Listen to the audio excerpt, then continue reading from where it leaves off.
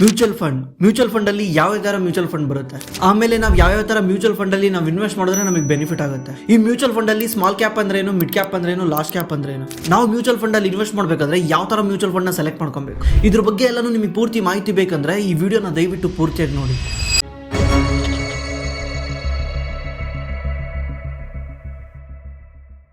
Mutual fund ಅಲ್ಲಿ ನಾನಾ ತರ ಮ್ಯೂಚುವಲ್ ಫಂಡ್ ಬರ್ತವೆ. ಮುಖ್ಯವಾಗಿ ಬರೋದು ಈಕ್ವಿಟಿ ಫಂಡ್ ಅಂತ. ಈಕ್ವಿಟಿ ಫಂಡ್ ಅಂದ್ರೆ ಅವರು ಸ್ಟಾಕ್ ಮಾರ್ಕೆಟ್ ಅಲ್ಲಿ ಇನ್ವೆಸ್ಟ್ ಮಾಡ್ತಾರೆ. ನಮ್ಮ ಹತ್ರ ಇಸ್ಕೊಂಡಿರೋ ದುಡ್ಡನ್ನ ಫಂಡ್ ಮ್ಯಾನೇಜರ್ಸ್ ಸ್ಟಾಕ್ ಮಾರ್ಕೆಟ್ ಅಲ್ಲಿ ಇನ್ವೆಸ್ಟ್ ಮಾಡ್ತಾರೆ.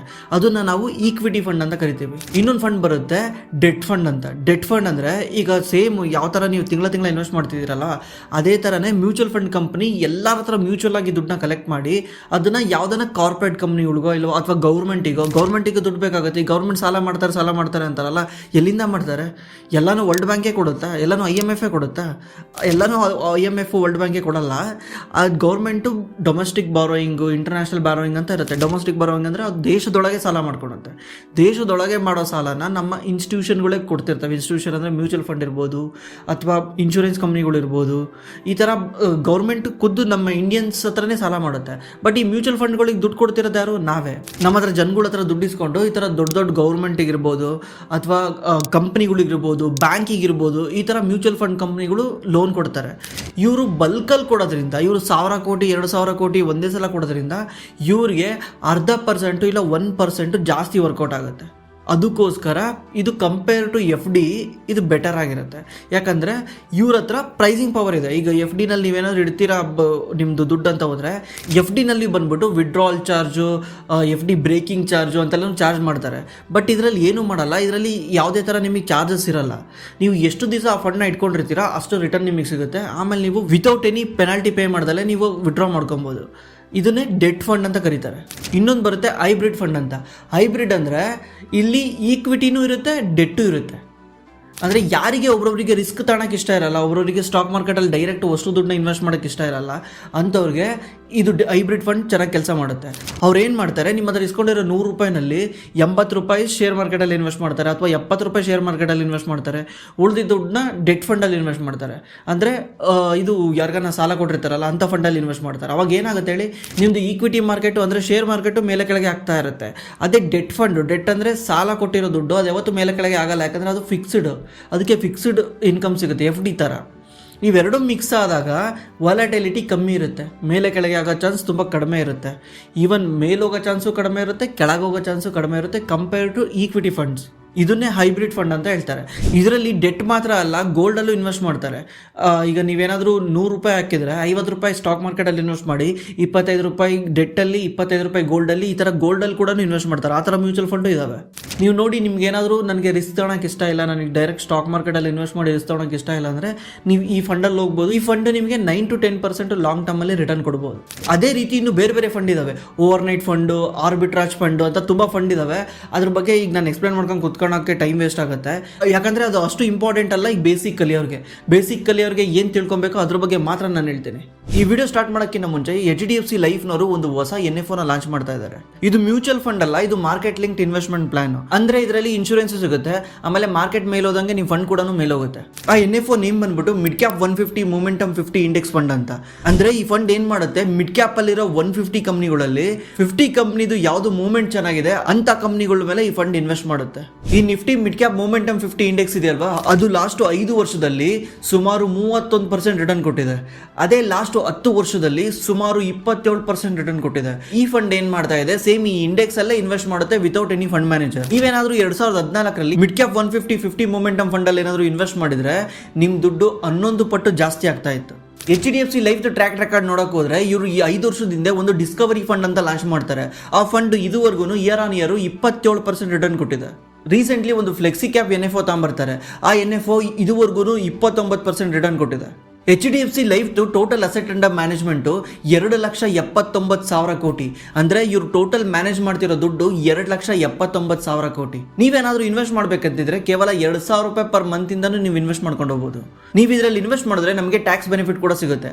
ಅಂಡರ್ 80C ಅಪ್ ಟು 1.5 lakhsವರೆಗೂ ನಮಗೆ ಟ್ಯಾಕ್ಸ್ ಬೆನಿಫಿಟ್ ಸಿಗುತ್ತೆ. ಆಮೇಲೆ ಅಂಡರ್ 1010D ನಾವು ಮಾಡಿರೋ ಲಾಭಕ್ಕೆ ಯಾವುದೇ ಥರ ಟ್ಯಾಕ್ಸ್ ಕಟ್ಟಂಗಿಲ್ಲ. ನಮ್ದು ಇನ್ವೆಸ್ಟ್ಮೆಂಟ್ ವರ್ಷಕ್ಕೆ 2.5 ಲಕ್ಷದೊಳಗಿದ್ರೆ ನೀವೇನಾದರೂ ಇನ್ವೆಸ್ಟ್ ಮಾಡೋದಿದ್ರೆ ನಮ್ಮ ಡಿಸ್ಕ್ರಿಪ್ಷನಲ್ಲಿ ಪಾಲಿಸಿ ಬಜಾರ್ ಲಿಂಕ್ ಇದೆ, ಅದನ್ನು ಯೂಸ್ ಮಾಡ್ಕೊಂಡು ನೀವು ಇನ್ವೆಸ್ಟ್ ಮಾಡ್ಬೋದು. ನೀವು ಇವಾಗಲೇ ಇನ್ವೆಸ್ಟ್ ಮಾಡಿದ್ರೆ ಕೇವಲ 10 ರೂಪಾಯಿ ಪರ್ NAV ಹಂಗೆ ಸಿಗುತ್ತೆ. ಇವಾಗ ಎಗೇನ್ ಈಕ್ವಿಟಿ ಫಂಡಲ್ಲಿ 3 ಥರ ಫಂಡ್ ಬರ್ತವೆ. ಒಂದು ಲಾರ್ಜ್ ಕ್ಯಾಪ್ ಫಂಡ್, ಇನ್ನೊಂದು ಮಿಡ್ ಕ್ಯಾಪ್ ಫಂಡ್, ಇನ್ನೊಂದು small cap fund. Large cap fund ಅಂದ್ರೆ ಇದು ಹೆಸರು ಹೇಳ್ದಂಗೆ ಲಾರ್ಜ್ ಮಾರ್ಕೆಟ್ ಕ್ಯಾಪಿಟಲೈಸೇಷನ್ ಹೊಂದಿರೋ ಕಂಪ್ನಿಗಳ ಮೇಲೆ ಇದು ಇನ್ವೆಸ್ಟ್ ಮಾಡುತ್ತೆ.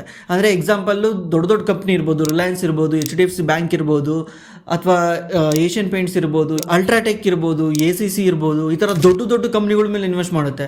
ಇದನ್ನೇ ನಾವು ಲಾರ್ಜ್ ಕ್ಯಾಪ್ ಫಂಡ್ ಅಂತ ಕರಿತೀವಿ. ಲಾರ್ಜ್ ಕ್ಯಾಪ್ ಮ್ಯೂಚುವಲ್ ಫಂಡ್ ಅಂದರೆ ನಮ್ಮ ಹತ್ರ ಇಸ್ಕೊಂಡಿರೋ ದುಡ್ಡಲ್ಲಿ ಈ ಮ್ಯೂಚುವಲ್ ಫಂಡ್ಗಳು ದೊಡ್ಡ ದೊಡ್ಡ ಕಂಪ್ನಿಗಳ ಮೇಲೆ ಇನ್ವೆಸ್ಟ್ ಮಾಡ್ತವೆ. ಈ ಫಂಡ್ಗಳು ನಮಗೆ 12ರಿಂದ 14% ರಿಟರ್ನ್ ಕೊಡ್ತವೆ ಲಾಂಗ್ ಟರ್ಮ್ ಅಲ್ಲಿ. ಒಂದು ವರ್ಷ 22% ಕೊಟ್ಟಿರ್ಬೋದು, ಇನ್ನು 2 ವರ್ಷ ಬಿಟ್ಬಿಟ್ಟು 35% ಕೊಟ್ಟಿರ್ಬೋದು. ಬಟ್ ನೀವು ಲಾಂಗ್ ಟರ್ಮ್ ತೆಗೆದು ನೋಡಿದ್ರೆ ಅದು ಮ್ಯಾಕ್ಸಿಮಮ್ ಅಂದ್ರೂ 12ರಿಂದ 14% ರಿಟರ್ನ್ ಕೊಟ್ಟಿರ್ತವೆ. ಯಾವತ್ತು 5 ಇಯರ್ ವ್ಯೂ ನೋಡಿ, 5 ಇಯರ್ ವ್ಯೂನಲ್ಲೇ ನಿಮಗೆ ಕ್ಲಿಯರ್ ಪಿಕ್ಚರ್ ಗೊತ್ತಾಗುತ್ತೆ. ನೀವು ಜಾಸ್ತಿ ಈಗ ನಿಮಗೆ ವೆಬ್ಸೈಟಲ್ಲೆಲ್ಲ ತೋರಿಸೋದು 3 ಇಯರ್ದಲ್ಲಿ ಏನು ಗೊತ್ತಾಗಲ್ಲ. ಯಾಕಂದರೆ 3 ಇಯರಲ್ಲಿ ಮಾರ್ಕೆಟ್ ಒಂದ್ಸಲ ಮೇಲಿದ್ರೆ 3 ಇಯರ್ಗೆ ಒಂದ್ಸಲ ಹಿಂಗಿರುತ್ತೆ, ಹಿಂಗೆ ಉದ್ದೇ ಇರುತ್ತೆ ಮಾರ್ಕೆಟು. 5 ಇಯರ್ ನೋಡಿ ನಿಮಗೆ ಕ್ಲಿಯರ್ ಪಿಕ್ಚರ್ ಗೊತ್ತಾಗುತ್ತೆ. ಈ ಫಂಡಲ್ಲಿ ಸ್ವಲ್ಪ ರಿಸ್ಕ್ ಕಮ್ಮಿ ಇರುತ್ತೆ ಮಿಡ್ ಕ್ಯಾಪು ಮತ್ತು ಸ್ಮಾಲ್ ಕ್ಯಾಪಿಗೆ ಕಂಪೇರ್ ಮಾಡಿದ್ರೆ. ನೀವೇನಾದರೂ ಫಸ್ಟ್ ಟೈಮ್ಗೆ ಮ್ಯೂಚುವಲ್ ಫಂಡಲ್ಲಿ ಇನ್ವೆಸ್ಟ್ ಮಾಡ್ತಿದ್ದೀರಾ, ಫಸ್ಟ್ ಟೈಮ್ ಸ್ಟಾರ್ಟಿಂಗಲ್ಲೇ ಇನ್ವೆಸ್ಟ್ ಮಾಡ್ತಿದ್ದೀರಾ, ನೀವು ಇನ್ವೆಸ್ಟ್ ಮಾಡ್ತಿರೋದು ಇದೆ ಫಸ್ಟು ಅನ್ನಂಗಿದ್ರೆ ದಯವಿಟ್ಟು ನೀವು ಲಾರ್ಜ್ ಕ್ಯಾಪಲ್ಲಿ ಹೋಗಿ large cap mutual fund select ಮಾಡ್ಕೊಳ್ಳಿ. ಯಾಕೆ ಹೇಳ್ತಿದ್ದೀನಿ ಅಂದರೆ ಇದು ವಾಲಟಿಲಿಟಿ ಕಮ್ಮಿ ಇರುತ್ತೆ. ನೀವು ಹಾಕಿರೋದು 5,000ನ 10,000 SIP ಮಾಡಿರ್ತೀರಲ್ಲ, ಆ ದುಡ್ಡಲ್ಲಿ ಮೇಲೆ ಕೆಳಗೆ ಹೋಗೋ ಚಾನ್ಸ್ ಕಮ್ಮಿ ಇರುತ್ತೆ. ಆವಾಗ ನಿಮಗೆ ಒಂದು ಧೈರ್ಯ ಬರುತ್ತೆ. ಒನ್ಸ್ ನಿಮಗೆ ಧೈರ್ಯ ಬಂದಾಗ, ನಿಮಗೆ ಮಾರ್ಕೆಟ್ ಅರ್ಥ ಆದಾಗ ನೀವು ಅದನ್ನು ಇನ್ಕ್ರೀಸ್ ಮಾಡ್ಕೊಂಡು ಹೋಗಿ, ಆಮೇಲೆ ನೀವು ಸ್ಮಾಲ್ ಕ್ಯಾಪಲ್ಲಿ ಹೋಗಿ, ಮಿಡ್ ಕ್ಯಾಪಲ್ಲಿ ಹೋಗಿ, ಆಮೇಲೆ ಚೇಂಜ್ ಮಾಡ್ಕೊಳ್ಳಿ. ಫಸ್ಟಿಗೆ ಒಂದು ನೀವು ಲಾರ್ಜ್ ಕ್ಯಾಪಲ್ಲಿರಿ. ಲಾರ್ಜ್ ಕ್ಯಾಪ್ಗಿನ್ನ ಇಂಡೆಕ್ಸ್ ಫಂಡ್ ಅಂತ ಬರ್ತವೆ. ಇಂಡೆಕ್ಸ್ ಫಂಡ್ ಅಂದರೆ ಇಸ್ ನಥಿಂಗ್ ಬಟ್ ಇಂಡೆಕ್ಸ್ನ ಕಾಪಿ ಮಾಡ್ತವೆ. ಈಗೇನು Nifty 50 ಇದೆಯಲ್ವಾ, Nifty 50 ಒಂದು ಇಂಡೆಕ್ಸು, ಸೆನ್ಸೆಕ್ಸ್ ಇದೆಯಲ್ಲ, ಸೆನ್ಸೆಕ್ಸ್ ಒಂದು ಇಂಡೆಕ್ಸು. ಅದೇನು ಮಾಡುತ್ತೆ, ಈ ಇಂಡೆಕ್ಸಲ್ಲಿರೋ ಎಲ್ಲ ಸ್ಟಾಕ್ಸ್ಗಳನ್ನ ಇದು ಕಾಪಿ ಮಾಡಿ ಸೇಮ್ ಸ್ಟಾಕ್ಸ್ ಮೇಲೆ ಇನ್ವೆಸ್ಟ್ ಮಾಡುತ್ತೆ. ಆವಾಗ ನಿಫ್ಟಿ ಯಾವ ಥರ ಮೇಲೆ ಹೋಗುತ್ತೆ, ಇದು ಕೂಡ ಹಂಗೆ ಮೇಲೆ ಹೋಗುತ್ತೆ. ಇದರಲ್ಲಿ small cap 150, small cap 250, mid cap 150, ಈ ಥರ ಬೇರೆ ಬೇರೆ ಫಂಡು ಬರ್ತವೆ. Nifty 50 ಇಂಡೆಕ್ಸ್ ಫಂಡ್ ಅಂತ ಇರುತ್ತೆ. ಆ ಇಂಡೆಕ್ಸ್ ಫಂಡ್ನ ಚೂಸ್ ಮಾಡ್ಕೊಳ್ಳಿ. ನೀವು ಡೈರೆಕ್ಟು ಇಂಡಿಯಾದಲ್ಲಿರೋ ಟಾಪ್ 50 ಕಂಪ್ನಿ ಮೇಲೆ ಇನ್ವೆಸ್ಟ್ ಮಾಡ್ದಂಗೆ. ನಿಫ್ಟಿ ಮೇಲೆ ಹೋದಂಗೆ ನಿಮ್ಮ ಮ್ಯೂಚುವಲ್ ಫಂಡ್ ಕೂಡ ಮೇಲೆ ಹೋಗುತ್ತೆ. ನಾನು ರೀಸೆಂಟಾಗಿ ನಿಮಗೆ ಒಂದು ವಿಡಿಯೋ ಮಾಡಿದ್ದೆ. ರೀಸೆಂಟಾಗಿ ಅಂದರೆ ಒಂದು 6 ತಿಂಗಳು 7 ತಿಂಗಳಿಂದ ಒಂದು ವಿಡಿಯೋ ಮಾಡಿದ್ದೆ. ಅದರಲ್ಲಿ ನಾನು ಹೇಳಿದ್ದೆ Nifty BEES ಅಂತ ಬರುತ್ತೆ, ಅದನ್ನು ಬೈ ಮಾಡಿ. ನಿಪಾನ್ ಇಂಡಿಯಾ ಇಂಡೆಕ್ಸ್ ಫಂಡ್ ಅಂತ, ಅದನ್ನು ಬೈ ಮಾಡಿ ಅಂತ, ಬೈ ಮಾಡ್ಬೋದು ಅಂತ ನಾನು ಒಂದು ಸಜೆಷನ್ ಕೊಟ್ಟಿದ್ದೆ. ಅದೇ ಥರನೇ ನೀವು ಇಂಡೆಕ್ಸ್ ಫಂಡ್ನ ಚೂಸ್ ಮಾಡಿ. ಎಲ್ಲ ಕಂಪ್ನಿದು ಇಂಡೆಕ್ಸ್ ಫಂಡ್ ಇದೆ. HDFCದು ಇಂಡೆಕ್ಸ್ ಫಂಡ್ ಇದೆ, ಕ್ವಾಂಟ್ದು ಇಂಡೆಕ್ಸ್ ಫಂಡ್ ಇದೆ, ಪರಾಗ್ ಪಾರಿಕ್ದು ಇಂಡೆಕ್ಸ್ ಫಂಡ್ ಇದೆ, ಆಕ್ಸಿಸ್ದು ಇಂಡೆಕ್ಸ್ ಫಂಡ್ ಇದೆ, ICICIದು ಇಂಡೆಕ್ಸ್ ಫಂಡ್ ಇದೆ. ಪ್ರತಿಯೊಂದು ಮ್ಯೂಚುವಲ್ ಫಂಡಲ್ಲೂ ಇಂಡೆಕ್ಸ್ ಫಂಡ್ ಇದ್ದೇ ಇರುತ್ತೆ. ನೀವು ಅದನ್ನು ನೋಡಿಕೊಂಡು ಇನ್ವೆಸ್ಟ್ ಮಾಡಿ. ಯಾವ್ದು ಬೇಕಿರೋ ಫಂಡ್ ಸೆಲೆಕ್ಟ್ ಮಾಡ್ಕೊಳ್ಳಿ. ಇಂಡೆಕ್ಸ್ ಫಂಡಲ್ಲಿ ಏನೂ ಚೇಂಜ್ ಆಗಲ್ಲ, ಯಾಕಂದರೆ ಎಲ್ಲ ಕಂಪ್ನಿಗಳು ಅದೇ Nifty 50 ಕಂಪ್ನಿಗಳಲ್ಲೇ ಇನ್ವೆಸ್ಟ್ ಮಾಡ್ತವೆ. ಅದು HDFCನಾದರೂ ಆಗಿರಲಿ, ಯಾವುದೇ ಆಗಿರಲಿ, ಇದರಲ್ಲಿ ಏನು, ಯಾಕಂದರೆ ಫಂಡ್ ಮ್ಯಾನೇಜರ್ ಯಾವುದೇ ಥರ ತಲೆ ಉಪಯೋಗಿಸ್ತಾ ಇಲ್ಲ. ಇಲ್ಲಿ ಇವನು ಏನು ಮಾಡ್ತಿದ್ದಾನೆ, ನಿಫ್ಟಿನಲ್ಲಿರೋ 50 ಕಂಪ್ನಿಗಳನ್ನ ಇವನು ಕಾಪಿ ಮಾಡ್ತಿದ್ದಾನೆ ಅಷ್ಟೇ. ಅದಕ್ಕೆ ಇಲ್ಲಿ ಎಕ್ಸ್ಪೆನ್ಸ್ ರೇಷಿಯೋ ಕಮ್ಮಿ ಇರುತ್ತೆ. ಅಂದರೆ ಫಂಡ್ ಮ್ಯಾನೇಜರ್ ಚಾರ್ಜ್ ಮಾಡೋ ಚಾರ್ಜ್ ಕೂಡ ಇದರಲ್ಲಿ ಕಮ್ಮಿ ಇರುತ್ತೆ. ಯಾಕಂದರೆ ಅವ್ರು ಜಾಸ್ತಿ ಇನ್ವಾಲ್ವ್ಮೆಂಟ್ ಇರಲ್ಲ ಇದರಲ್ಲಿ. ನೀವು ಲಾರ್ಜ್ ಕ್ಯಾಪಲ್ಲಿ ಇನ್ವೆಸ್ಟ್ ಮಾಡಬೇಕಂತಿರೋರು ಆರಾಮ್ಸೆ ಇಂಡೆಕ್ಸ್ ಫಂಡಲ್ಲಿ ಇನ್ವೆಸ್ಟ್ ಮಾಡಿ. Nifty 50 index fund. ಎರಡನೇದು ಬಂದ್ಬಿಟ್ಟು ಮಿಡ್ ಕ್ಯಾಪ್ ಫಂಡ್ಸ್. ಈ ಮಿಡ್ ಕ್ಯಾಪ್ ಫಂಡ್ಸ್ ಅಂದರೆ ಮೀಡಿಯಂ ಸೈಜ್ ಮಾರ್ಕೆಟ್ ಕ್ಯಾಪಿಟಲೈಸೇಷನ್ ಹೊಂದಿರೋ ಕಂಪ್ನಿಗಳು. ಇವು ಮೀಡಿಯಮ್ ಆಗಿರ್ತಾವೆ ಕಂಪ್ನಿಗಳು. ಅಂದರೆ ಯಾವುದನ್ನ ಎಕ್ಸಾಂಪಲ್ಗೆ ಎಕ್ಸೈಡ್ ಇಂಡಸ್ಟ್ರೀಸ್ ಇರ್ಬೋದು, ಬಾಲಕೃಷ್ಣ ಇಂಡಸ್ಟ್ರೀಸ್ ಇರ್ಬೋದು, MRF ಇರ್ಬೋದು. ಈ ಕಂಪ್ನಿಗಳು ಇನ್ನೂ ಮೀಡಿಯಂ ರೇಂಜಲ್ಲಿ ಇರ್ತವೆ. ಈ ಕಂಪ್ನಿಗಳು ಅಲ್ವಾ over A period of time ಬೆಳೆದು ಲಾರ್ಜ್ ಕ್ಯಾಪ್ ಆಗೋದು, ಮೀಡಿಯಮಿಂದ ಲಾರ್ಜ್ ಆಗೋದು. ಅದಕ್ಕೆ ಈ ಕಂಪ್ನಿಗಳು ಮೀಡಿಯಂ ರಿಸ್ಕ್ ಇರುತ್ತೆ. ಇದರಲ್ಲಿ ಮೀಡಿಯಂ ರಿಸ್ಕ್ ಅಂದರೆ ನಿಮಗೆ ಅರೌಂಡ್ 15 to 18% ರಿಟರ್ನ್ ಸಿಗುತ್ತೆ ಮ್ಯೂಚುವಲ್ ಫಂಡಲ್ಲಿ. ಬಟ್ ಆದರೆ ರಿಸ್ಕ್ ತುಂಬ ಇರುತ್ತೆ. ರಿಸ್ಕ್ ಅಂದರೆ ಎಂಥ ರಿಸ್ಕು, ಈಗ ನೋಡಿರ್ತೀರ ಎಲ್ಲ ಮಿಡ್ ಕ್ಯಾಪ್ ಕಂಪ್ನಿಗಳು ಮೇಲೆ ಹೋಗ್ತಾ ಇದ್ದಾವೆ, ಸಖತ್ ಮೇಲೆ ಹೋಗ್ತಾ ಇದ್ದಾವೆ. ಇದು ಒಂದ್ಸಲ ಮೇಲೋಗಿ ಕೆಳಗೆ ಬಿದ್ದರೆ ಇದು ಮತ್ತೆ ವಾಪಸ್ ಹೋಗೋಕ್ಕೆ ಎಗೇನ್ ಸಖತ್ ಟೈಮ್ ತಗೊಳುತ್ತೆ. ಮತ್ತೆ ಮಾರ್ಕೆಟ್ ಎಲ್ಲ ಸೆಟ್ ಆಗಬೇಕು. 3 to 4 years, 5 yearsವರೆಗೂ ಟೈಮ್ ತಗೊಳುತ್ತೆ ಒಂದು ಕಂಪ್ನಿ ಮತ್ತೆ ರಿಕವರ್ ಆಗೋಕ್ಕೆ. ಅದಕ್ಕೆ ಇದು ರಿಸ್ಕ್ ಇರುತ್ತೆ. ಯಾಕಂದರೆ ಈಗ ನೀವೇನಾದರೂ ಒಂದು SIP ಮಾಡ್ಕೊಂಡು ಹೋಗಿದ್ದೀರಾ, ಅಥವಾ 1 ಲಕ್ಷ ರೂಪಾಯಿ ಲಂಸಮಾಗಿ ಇನ್ವೆಸ್ಟ್ ಮಾಡಿದ್ದೀರಾ. ಈ ದುಡ್ಡು ನಿಮಗೆ ಒಂದು 2 ವರ್ಷ ಇಲ್ಲ 3 ವರ್ಷ ಬಿಟ್ಟು ಬೇಕು ಅಂತ ನೀವೇನಾದರೂ ಪ್ಲ್ಯಾನ್ ಮಾಡ್ಕೊಂಡಾಗ ಆ ಟೈಮಲ್ಲಿ ಮಾರ್ಕೆಟ್ ಕೆಳಗಿರುತ್ತೆ ಅಂದ್ಕೊಳ್ಳಿ. ಆ ಟೈಮಲ್ಲಿ ನಿಮ್ಮದು 1 ಲಕ್ಷ ಏನಾಗಿರೋದು 70,000 ಆಗಿರುತ್ತೆ ಅಂದ್ಕೊಳ್ಳಿ.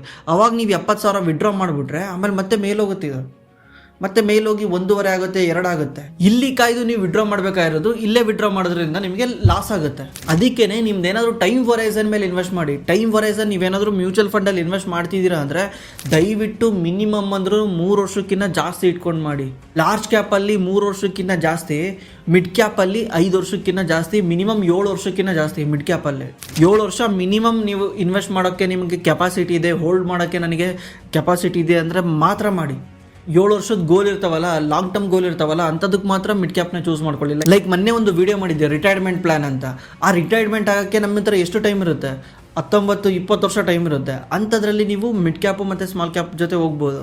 ನಿಮ್ದು ಏನಾದರೂ ಶಾರ್ಟ್ ಟರ್ಮ್ ಪೀರಿಯಡ್ ಇದೆ, ಜಸ್ಟ್ ನಂದು ಇನ್ನೊಂದು 5 ವರ್ಷಕ್ಕೆ ದುಡ್ಡು ಬೇಕಾಗಿದೆ, ಇಲ್ಲ 3-4 ವರ್ಷಕ್ಕೆ ದುಡ್ಡು ಬೇಕಾಗಿದೆ ಅಂದರೆ ದಯವಿಟ್ಟು ನೀವು ಲಾರ್ಜ್ ಕ್ಯಾಪಲ್ಲಿ ಹೋಗಿ ಇಲ್ಲ ಹೈಬ್ರಿಡ್ ಫಂಡಲ್ಲಿ ಹೋಗಿ. ಹೈಬ್ರಿಡ್ ಫಂಡ್ ಕೂಡ ಓಕೆ ನಿಮ್ಮದು ಶಾರ್ಟ್ ಟರ್ಮ್ ಗೋಲ್ನ ಅಚೀವ್ ಮಾಡೋಕ್ಕೆ, ಯಾಕಂದರೆ ಅದರಲ್ಲಿ ಡೆಟ್ ಕೂಡ ಮಿಕ್ಸ್ ಆಗಿರುತ್ತೆ. ಬರೀ ಸ್ಟಾಕ್ ಮಾರ್ಕೆಟಲ್ಲಿ ಮಾತ್ರ ಅಲ್ಲ, FD ಥರನೂ ಅದರಲ್ಲಿ ಇನ್ಸ್ಟ್ರೂಮೆಂಟ್ ಇರುತ್ತೆ. ಅವಾಗ ಏನಾಗುತ್ತೆ, ನಿಮ್ಮದು ರಿಸ್ಕ್ ಕಮ್ಮಿ ಇರುತ್ತೆ, ಮೇಲೆ ಕೆಳಗೆ ಆಗೋದು ಕಮ್ಮಿ ಇರುತ್ತೆ. ನಿಮ್ದು ಏನಾದರೂ ಗೋಲ್ 7 ವರ್ಷದ ಮೇಲಿದೆ ಅಂದರೆ then only you need to take mid cap funds. ನೀವೇನು ಮಾಡ್ತೀರಾ ಗೊತ್ತಾ, ಹೋಗ್ತೀರಾ ಅದನ್ನ ವೆಬ್ಸೈಟಲ್ಲಿ, ಅಲ್ಲಿ ಹೋಗಿ ನೋಡ್ತೀರಾ ಯಾವುದು ಲಾಸ್ಟ್ 3 ಇಯರ್ಸಲ್ಲಿ ಒಳ್ಳೆ ರಿಟರ್ನ್ ಕೊಟ್ಟಿದೆ. ಕ್ವಾಂಟ್ ಮ್ಯೂಚುವಲ್ ಫಂಡು ಅಥವಾ ಯಾವುದನ್ನ ನಾನು ಪರ್ಟಿಕ್ಯುಲರ್ ಟಾರ್ಗೆಟ್ ಮಾಡಿ ಹೇಳ್ತಾ ಇಲ್ಲ, ಯಾವ ಮ್ಯೂಚುವಲ್ ಫಂಡು ಹೇಳ್ತಿದ್ದೀನಿ ನಿಮಗೆ ಯಾವ ಥರ ಅಂದರೆ, ಯಾವ್ದು ಚೆನ್ನಾಗಿ ರಿಟರ್ನ್ ಕೊಟ್ಟಿದೆ ಅದನ್ನೋಗಿ ಚೂಸ್ ಮಾಡ್ತೀರಾ.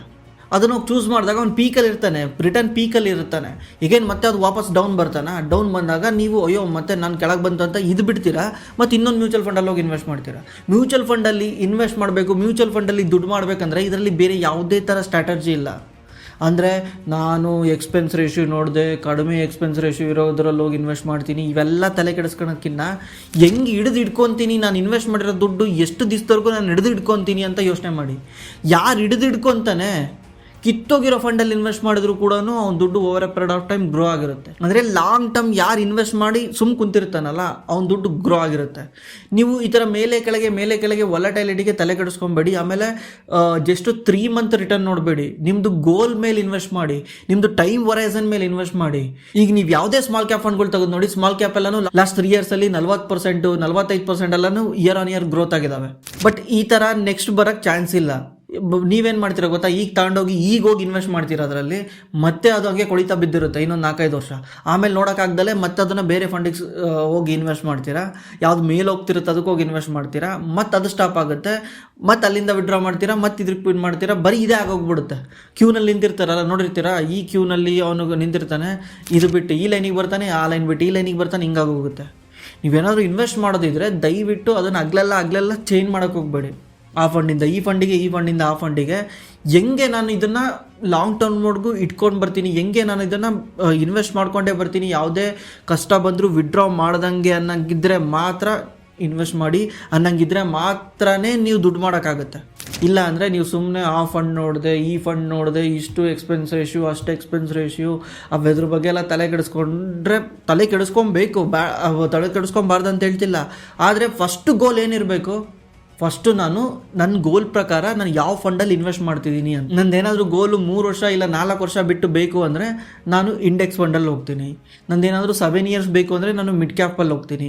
ನಂದು ಅದಕ್ಕಿಂತ ಜಾಸ್ತಿ ನಂದು ಗೋಲ್ ಇದೆ. ಲೈಕ್ ಸ್ಮಾಲ್ ಕ್ಯಾಪಲ್ಲಿ ನಾನು ಸಜೆಸ್ಟೇ ಮಾಡಲ್ಲ. ಸ್ಮಾಲ್ ಕ್ಯಾಪ್ ಯಾಕಂದರೆ ಮ್ಯೂಚುವಲ್ ಫಂಡ್ ಕಂಪ್ನಿಗಳಲ್ಲಿ ಸ್ಮಾಲ್ ಕ್ಯಾಪಲ್ಲಿ ಇನ್ವೆಸ್ಟ್ ಮಾಡೋದು, ದುಡ್ಡು ಮಾಡೋದು ಕಷ್ಟ ಆಗುತ್ತೆ ಅವ್ರಿಗೆ. ಈಗ ರೀಸೆಂಟಾಗಿ 3-4 ಕಂಪ್ನಿಗಳು ಅವ್ರು ಸ್ಮಾಲ್ ಕ್ಯಾಪಿಗೆ ದುಡ್ಡನ್ನ ತೊಗೊಳೋದೇ ಸ್ಟಾಪ್ ಮಾಡಿಬಿಟ್ಟಿದ್ದಾವೆ. ಈಗ ನೀವು ಇನ್ವೆಸ್ಟ್ ಮಾಡೋಕ್ಕೆ ಆಗಲ್ಲ ಆ ಕಂಪ್ನಿಗಳಲ್ಲಿ, ಯಾಕಂದರೆ ಈಗ ಸ್ಮಾಲ್ ಕ್ಯಾಪ್ ಕಂಪ್ನಿಗಳು ಅಂದರೆ ಅವು ತುಂಬ ಸಣ್ಣವಿರ್ತವೆ ಕಂಪ್ನಿಗಳು. ಆಮೇಲೆ ಅಂದರೆ ಫ್ರೀ ಫ್ಲೋಟ್ ಮಾರ್ಕೆಟ್ ಕ್ಯಾಪ್ ಅಂತ ಕರೀತಾರೆ. ಫ್ರೀ ಫ್ಲೋಟ್ ಅಂದರೆ ಈಗ 75% ಪ್ರಮೋಟರ್ ಹತ್ರ ಇರುತ್ತೆ ಹೋಲ್ಡಿಂಗ್. ಪ್ರಮೋಟರ್ ಅಂದರೆ ಓನರ್ಸ್ ಹತ್ರ ಇರುತ್ತೆ. ಅವ್ನು ಡೈಲಿ ಬೈಸೆಲ್ ಮಾಡಲ್ಲ. ಇನ್ನು 25% ಜನಗಳ ಹತ್ರ ಇರುತ್ತೆ. ಜನಗಳಲ್ಲೂ ಒಂದು 10% ಯಾರನ್ನ ಇನ್ಸ್ಟಿಟ್ಯೂಷನ್ ಇಟ್ಕೊಂಡಿರ್ತಾನೆ. ಇನ್ನು ಉಳಿದಿದ್ದೆಷ್ಟು 10%. ಒಂದು 1000 ಕೋಟಿ ಕಂಪ್ನಿ ವ್ಯಾಲ್ಯೂ ಆಗುತ್ತೆ ಅಂದರೆ ಆ ಕಂಪ್ನಿ ಹತ್ರ ಇನ್ನು ಉಳ್ಕೊಂಡಿದ್ದೆಷ್ಟು ಹೇಳಿ, 750 ಕೋಟಿ ಪ್ರಮೋಟರ್ ಹತ್ರ ಇದೆ. ಇನ್ನು 10 ಕೋಟಿ ಒಳ್ಳೆ ಯಾರನ್ನ ಇನ್ವೆಸ್ಟ್ ಮಾಡಿರ್ತಾನೆ. ಇನ್ನು 10-15% ಮಾತ್ರ ಜನಗಳ ಕೈಲಿರುತ್ತೆ. 15% ಅಂದರೆ ಎಷ್ಟು ಹೇಳಿ, 150 ಕೋಟಿ. ಈ 150 ಕೋಟಿಗೆ ನೀವೇನಾದರೂ ಜಸ್ಟು 10-15 ಕೋಟಿ ಪಂಪ್ ಮಾಡಿದ್ರೆ ಸ್ಟಾಕು 20%, 30% ಮೇಲೋಗುತ್ತೆ. ಯಾಕಂದರೆ ಫ್ರೀ ಫ್ಲೋಟ್ ಕಮ್ಮಿ ಇರುತ್ತಲ್ಲ, ಒಂದೇ ಸಲ ಡಿಮ್ಯಾಂಡ್ ಬಂದುಬಿಡುತ್ತೆ ಶೇರಿಗೆ, ಆಟೋಮೆಟಿಕ್ಲಿ ಮೇಲೋಗ್ಬಿಡುತ್ತೆ. ಅವಾಗ ಯಾವ ಮ್ಯೂಚುವಲ್ ಫಂಡ್ ಕೂಡ ಒಳ್ಳೆ ಸೈಜಲ್ಲಿ ಬೈ ಮಾಡೋಕ್ಕಾಗಲ್ಲ. ಆಮೇಲೆ ಸ್ಮಾಲ್ ಕ್ಯಾಪಲ್ಲಿ ಏನಾದರೂ ಸ್ವಲ್ಪ ರಿಟರ್ನ್ ಜಾಸ್ತಿ ಬಂದ ತಕ್ಷಣ, ಈಗ ನೋಡಿ ಎಲ್ಲ ಮ್ಯೂಚುವಲ್ ಫಂಡ್ಗೂ ಸ್ಮಾಲ್ ಕ್ಯಾಪ್ ದುಡ್ಡು ಸಖತ್ ಹೋಗ್ತಾ ಇರುತ್ತೆ. ಎಲ್ಲರೂ ಅದರಲ್ಲೇ SIP ಮಾಡಿರ್ತಾರೆ, ಎಲ್ಲರೂ ಅದರಲ್ಲೇ ಮ್ಯೂಚುವಲ್ ಫಂಡಲ್ಲಿ ಇನ್ವೆಸ್ಟ್ ಮಾಡ್ತಿರ್ತಾರೆ. ಅವಾಗ ಫಂಡ್ ಮ್ಯಾನೇಜರ್ಗೆ ಸಖತ್ ದುಡ್ಡು ಬರ್ತಾ ಇರುತ್ತೆ. ಅವನಿಗೆ ತಲೆ ಕೆಟ್ಟೋಗುತ್ತೆ ಯಾವ್ದು ಬೈ ಮಾಡೋದು ಯಾವ್ದು ಬಿಡೋದು ಅಂತ. ಯಾಕಂದರೆ ಇದು ಪ್ರಾಬ್ಲಮ್ ಇದೆ. ಅವನು ಏನಾದರೂ ಒಂದು ಸ್ಟಾಕಲ್ಲಿ ಬೈ ಮಾಡಿದ್ರೆ ಸಡನ್ನಾಗಿ ಮೇಲೆ ಹೋಗ್ಬಿಡುತ್ತೆ. ಅವನಿಗೆ ಯಾವ ಸ್ಟಾಕ್ ಬೈ ಮಾಡಬೇಕು, ಯಾವ ಸ್ಟಾಕ್ ಬೈ ಮಾಡಬಾರ್ದು ಅಂತ ಗೊತ್ತೇ ಆಗಲ್ಲ. ಆ್ಯಕ್ಚುಲಿ ನಾನಂತೂ ಸ್ಮಾಲ್ ಕ್ಯಾಪ್ನ ರೆಕಮೆಂಡ್ ಮಾಡೋದೇ ಇಲ್ಲ. ನೀವು ಸ್ಟಿಲ್ ಮಾಡೋದಿದ್ರೆ ನಿಮ್ಮ ಹತ್ರ ಏನಾದರೂ 10,000 ರೂಪಾಯಿ ನೀವೇನಾದರೂ SIP ಮಾಡ್ತಿದ್ದೀರಾ ಅಂದರೆ ಅದರಲ್ಲಿ 2,000-3,000 ರೂಪಾಯಿ ಅಷ್ಟೇ ಸ್ಮಾಲ್ ಕ್ಯಾಪಲ್ಲಿ ಮಾಡಿ, ಉಳಿದಿದ್ದನ್ನು ಮಿಡ್ ಕ್ಯಾಪಲ್ಲಿ ಮಾಡಿ. ಲಾಂಗ್ ಟರ್ಮ್ ಗೋಲ್ ಇದ್ದರೆ ಸ್ಮಾಲ್ ಕ್ಯಾಪಲ್ಲಿ ಹೋಗಲೇಬೇಡಿ. ಮಿಡ್ ಕ್ಯಾಪಲ್ಲಿ ಮಾಡಿ. ಮಿಡ್ ಕ್ಯಾಪಲ್ಲಿ ಓಕೆ, ಮಿಡ್ ಕ್ಯಾಪಲ್ಲಿ 60-70 ಸಾವಿರ ಕೋಟಿ ಕಂಪ್ನಿಗಳೂ ಮಿಡ್ ಕ್ಯಾಪ್ ಕಂಪ್ನಿ ಅಂತ ಕರೀತಾರೆ, 80 ಸಾವಿರ ಕೋಟಿ ಕಂಪ್ನಿನೂ ಮಿಡ್ ಕ್ಯಾಪ್ ಕಂಪ್ನಿ ಅಂತ ಕರೀತಾರೆ. Mid cap is okay. Small cap ಕಂಪ್ನಿಗಳೇ ಡೇಂಜರ್. ಸ್ಮಾಲ್ ಕ್ಯಾಪಲ್ಲಿ ಇಂಡೆಕ್ಸ್ ಫಂಡ್ ಬರ್ತವೆ, ಸ್ಮಾಲ್ ಕ್ಯಾಪ್ 250 ಇಂಡೆಕ್ಸ್ ಫಂಡ್ ಅಂತ ಬರುತ್ತೆ. ನೀವು ಅಂಥ ಫಂಡ್ಗಳನ್ನ ಬೇಕಾದ್ರೆ ಬೈ ಮಾಡಿ, ಅದು ಓಕೆ. ಲೈಕ್ ಅದು ಸೇಮ್ ಯಾವ ಥರ ನಿಫ್ಟಿ 50 ಮೇಲೆ ಹೋಗುತ್ತಲ್ಲ ಅದೇ ಥರನೇ ಅದು ಮೇಲೆ ಹೋಗುತ್ತೆ, ದಟ್ ಈಸ್ ಓಕೆ. ಆದರೆ ಸ್ಟಿಲ್ ನಾನು ಹೇಳ್ದಂಗೆ ನೀವು ಹತ್ರ ಏನಾದರೂ 10,000 SIP ಮಾಡ್ತಿದ್ದೀರಾ ಅಂದರೆ ನೀವು ಜಸ್ಟ್ 2,000ದಿಂದ 3,000 ರೂಪಾಯಿ ಮಾಡಬೇಕಂದ್ರೆ 20% ಆಫ್ ಯುವರ್ ಟೋಟಲ್ ಇನ್ವೆಸ್ಟ್ಮೆಂಟಲ್ಲಿ 20% ಅಷ್ಟೇ ಸ್ಮಾಲ್ ಕ್ಯಾಪಲ್ಲಿ ಮಾಡಬೇಕು, ಇನ್ನು ಉಳಿದಿದ್ದು ಮಿಡ್ ಕ್ಯಾಪಲ್ಲಿ ಮಾಡಬೇಕು. ನಿಮ್ಮ ಗೋಲ್ ಜಾಸ್ತಿ ಇದ್ದರೆ, 7 ವರ್ಷಕ್ಕಿಂತ ಜಾಸ್ತಿ ಇದ್ದರೆ ಆ ಥರ ಮಾಡಬೇಕು. ಇಲ್ಲ ಏನಾದರೂ ನನಗೆ 7 ವರ್ಷಕ್ಕಿಂತ ಕಮ್ಮಿ ಇಲ್ಲ, ಇನ್ನೊಂದು 5 ವರ್ಷ ಬಿಟ್ಟು ನನಗೆ ಏನಕ್ಕೋ ಬೇಕು ಅನ್ನಂಗಿದ್ರೆ ನೀವು ಸ್ಮಾಲ್ ಕ್ಯಾಪ್ ಮಿಡ್ ಕ್ಯಾಪ್ ಹೋಗಲೇಬೇಡಿ, ಇಂಡೆಕ್ಸ್ ಫಂಡಲ್ಲಿ ಹೋಗಿ. ರಿಟರ್ನ್ ಕಮ್ಮಿ ಬಂದರೂ ಪರವಾಗಿಲ್ಲ. ಯಾಕೆ ಹೇಳ್ತಿದ್ದೀನಿ ಅಂದರೆ, ಈಗ ನಿಮಗೆ ವೆಯ್ಟ್ ಮಾಡಿಬಿಟ್ರಿ ನೀವು, ಏನೋ ನಿಮ್ಮ ಮ್ಯೂಚುವಲ್ ಫಂಡಲ್ಲಿ ವೆಯ್ಟ್ ಮಾಡಿದ್ರಿ, 4 ವರ್ಷ ಆಯಿತು, ಇನ್ನು 5 ವರ್ಷಕ್ಕೆ ವಿಡ್ರಾ ಮಾಡಬೇಕಂತ ಪ್ಲ್ಯಾನ್ ಮಾಡಿದ್ದೀರಾ. 5ನೇ ವರ್ಷದಲ್ಲಿ ನೀವು ಆ ದುಡ್ಡನ್ನ ವಿಡ್ರಾ ಮಾಡೋಕ್ಕೆ ಹೋದಾಗ ಅವಾಗ ಏನೋ ಒಂದು ವಾರ ಆಯಿತು, ಇಲ್ಲ ಏನೋ ಒಂದು ಪ್ರಾಬ್ಲಮ್ ಆಯಿತು, ಸ್ಟಾಕ್ ಮಾರ್ಕೆಟ್ ಕೆಳಗೆ ಬಂತು. ಆ ಟೈಮಲ್ಲಿ ನೀವು ದುಡ್ಡನ್ನ ವಿಡ್ರಾ ಮಾಡೋಕ್ಕೆ ಹೋದಾಗ ನಿಮ್ಮ ದುಡ್ಡು ಏನಾಗಿರುತ್ತೆ ಹೇಳಿ, ನೀವು 1 ಲಕ್ಷ ಇನ್ವೆಸ್ಟ್ ಮಾಡಿರೋದು 5 ವರ್ಷಕ್ಕೆ 2 ಆಗಿರುತ್ತೆ ಅಂದ್ಕೊಳ್ಳಿ. ಆ ಟೈಮಲ್ಲಿ ಏನಾಗಿರುತ್ತೆ, ಅದು 1.5 ಆಗಿಬಿಟ್ಟಿರುತ್ತೆ. ಸ್ಟಿಲ್ 50,000 ಲಾಭ ಇರುತ್ತೆ, 1.5 ಆಗಿಬಿಟ್ಟಿರುತ್ತೆ. ಮತ್ತೆ ನೀವು ಮಾರ್ಕೆಟ್ ರಿಕವರ್ ಆಗೋವರೆಗೂ ವೆಯ್ಟ್ ಮಾಡಬೇಕು. ಮಾರ್ಕೆಟ್ ರಿಕವರ್ ಆಗಬೇಕಂದ್ರೆ ಮತ್ತೆ 1 ವರ್ಷ ಟೈಮ್ ತಗೊಳುತ್ತೆ. ಅದೇ ಲಾರ್ಜ್ ಕ್ಯಾಪಲ್ಲಿ ಅಥವಾ ನಿಫ್ಟಿ ಆದರೆ ಬೇಗ ರಿಕವರ್ ಆಗಿಬಿಡುತ್ತೆ, ಬೇಗ ರಿಕವರ್ ಆಗಿ ಬೇಗ ಮೇಲೆ ಹೋಗುತ್ತೆ. ಈ ಸ್ಮಾಲ್ ಕ್ಯಾಪ್ಗಳು ಏನಾಗುತ್ತೆ, ಸ್ಮಾಲ್ ಕ್ಯಾಪ್ಗಳು ಯಾವುದೇ ಕಾರಣಕ್ಕೂ ಬೇಗ ರಿಕವರ್ ಆಗಲ್ಲ, ಅದು ಬಿದ್ದಷ್ಟು ಫಾಸ್ಟಾಗಿ ರಿಕವರ್ ಆಗಲ್ಲ. ಯಾಕಂದರೆ ಅದರಲ್ಲಿ ಜಾಸ್ತಿ ಕಂಪ್ನಿಗಳು ಇರ್ತವೆ. ಯಾವುದನ್ನ ಪ್ರಾಬ್ಲಮ್ ಬಂದುಬಿಟ್ರೆ ಫಸ್ಟು ಸಿಗಾಕೊಡೋದು ಸಣ್ಣ ಕಂಪ್ನಿಗಳು. ಯಾಕಂದರೆ ಅವ್ರ ಹತ್ರ ಕ್ಯಾಪಿಟಲ್ ಕಮ್ಮಿ ಇರುತ್ತೆ, ಅವ್ರ ಹತ್ರ ಡೆಟ್ ಸಾಲ ಜಾಸ್ತಿ ಇರುತ್ತೆ. ಹೊಸ ಕಂಪ್ನಿಗಳೆಲ್ಲ ಸಾಲ ತಗೊಂಡು ಕೆಲಸ ಮಾಡ್ತಿರ್ತಾರೆ, ಅವರು ರಿಕವರ್ ಆಗೋ ಚಾನ್ಸ್ ತುಂಬ ಕಡಿಮೆ ಇರುತ್ತೆ. ಅದಕ್ಕೇ ಅದೇ ಲಾಂಗ್ ಟರ್ಮಲ್ಲಾದರೆ ಇವನ್ನೆಲ್ಲ ಇನ್ನೊಬ್ಬ ಎದ್ದೇಳ್ತಾನೆ. ಈಗ ಸ್ಮಾಲ್ ಕ್ಯಾಪ್ ಕಂಪ್ನಿಗಳು 200 ಕಂಪ್ನಿ ಇದ್ದಾವೆ ಅಂದರೆ 200 ಕಂಪ್ನಿ 100 ಕಂಪ್ನಿ ಬಿದ್ದರೂ ಕೂಡ 100 ಕಂಪ್ನಿ ಮೇಲೋಗಿರ್ತವೆ ಲಾಂಗ್ ಟರ್ಮಲ್ಲಿ.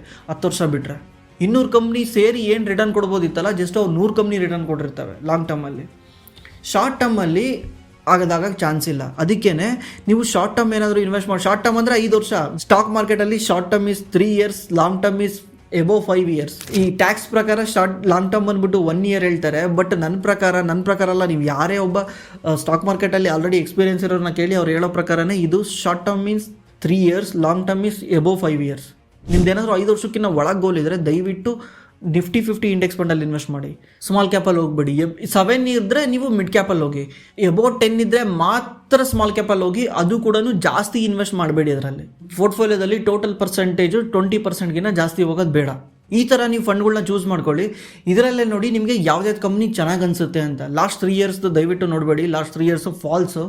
ದಯವಿಟ್ಟು ಲಾಸ್ಟ್ 5 ಇಯರ್ಸ್ ನೋಡಿ, ಮಿನಿಮಮ್ 5 ಇಯರ್ಸ್ದು ನೀವು ರಿಟರ್ನ್ ನೋಡಿ, ಕಂಪ್ನಿದು ರಿಟರ್ನ್ ನೋಡಿ, ಅದ್ರ ಮೇಲೆ ಇನ್ವೆಸ್ಟ್ ಮಾಡಿ. ಆಮೇಲೆ ರಿಟರ್ನ್ ಒಂದೇ ಅಲ್ಲ, ಲಾಸ್ಟ್ ಕೊಟ್ಟಿರೋ ರಿಟರ್ನ್ ಈವನ್ ಅದ್ರಲ್ಲಿ ಕೂಡ ಬರೆದಿರ್ತಾರೆ previous return is not assured as a future return ಅಂತ. ಅಂದರೆ ಹಿಂದ್ಗಡೆ ಏನು ರಿಟರ್ನ್ ಕೊಟ್ಟಿರ್ತಾರಲ್ಲ ಅದೇ ರಿಟರ್ನ್ ನಾವು ಮುಂದೆನೂ ಕೊಡ್ತೀವಂತ ಗ್ಯಾರಂಟಿ ಏನು ಇಲ್ಲ ಅಂತ.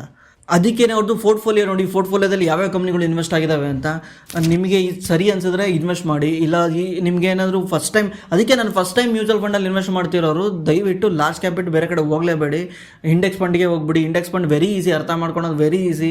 ಅದರಲ್ಲಿ ಕಾಂಪ್ಲಿಕೇಶನೇ ಏನೂ ಇಲ್ಲ. ಏನಂದರೆ ನಿಫ್ಟಿನಲ್ಲಿ ಇರೋದನ್ನ ಜಸ್ಟ್ ಕಾಪಿ ಮಾಡ್ತಾರೆ.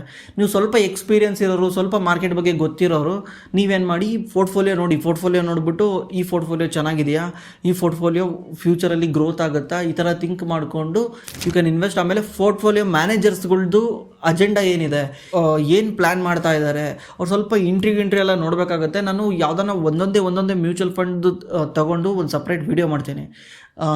ಈ ಫಂಡ್ ಯಾವ ಥರ ಇದೆ, ಇವ್ರದ್ದು ಪ್ಲ್ಯಾನ್ ಏನಿದೆ, ಯಾಕೆ ಇವರು ಈ ಸ್ಟಾಕ್ಸ್ನೇ ಚೂಸ್ ಮಾಡಿದ್ದಾರೆ, ಇದ್ರನ್ನ ಹೆಂಗೆ ನೋಡೋದು, ಇದನ್ನೆಲ್ಲದ್ರ ಬಗ್ಗೆ ನಾನು ಸಪ್ರೇಟ್ ವೀಡಿಯೋ ಮಾಡ್ತೀನಿ. ನೀವು ಫಸ್ಟ್ ಟೈಮ್ ಏನಾದರೂ ಮ್ಯೂಚುವಲ್ ಫಂಡ್ ಬಗ್ಗೆ ತಿಳ್ಕೊತಿದ್ದೀರಾ ಅಂದರೆ ದಯವಿಟ್ಟು ಇಂಡೆಕ್ಸ್ ಫಂಡ್ಗೆ ಹೋಗಿ. ಇಂಡೆಕ್ಸ್ ಫಂಡ್ ಬೆಸ್ಟು, ಯಾಕಂದರೆ ಅದರಲ್ಲಿ ಯಾವುದೇ ಥರ ಕಾಂಪ್ಲಿಕೇಶನ್ ಇಲ್ಲ. ನಿಮ್ಗೆ ಏನಾದರೂ ಇದ್ರ ಬಗ್ಗೆ ಕ್ವಶನ್ ಇದ್ದರೆ ಕೆಳಗಡೆ ಕಾಮೆಂಟ್ ಮಾಡಿ. ನಾನು ಆವಾಗಲೇ ಹೇಳ್ದಂಗೆ HDFC ಲೈಫ್ ಅವರು ಒಂದು ಹೊಸ NFO ತರ್ತಾ ಇದ್ದಾರೆ. ನೀವೇನಾದರೂ ಆ NFOದಲ್ಲಿ ಇನ್ವೆಸ್ಟ್ ಮಾಡೋದಿದ್ರೆ ನಮ್ಮ ಡಿಸ್ಕ್ರಿಪ್ಷನಲ್ಲಿ ಪಾಲಿಸಿ ಬಜಾರ್ ಲಿಂಕ್ ಇರುತ್ತೆ, ಅದನ್ನು ಯೂಸ್ ಮಾಡ್ಕೊಂಡು ನೀವು ಇನ್ವೆಸ್ಟ್ ಮಾಡ್ಬೋದು. ಥ್ಯಾಂಕ್ಸ್ ಫಾರ್ ವಾಚಿಂಗ್, ಮತ್ತೆ ಸಿಗೋಣ.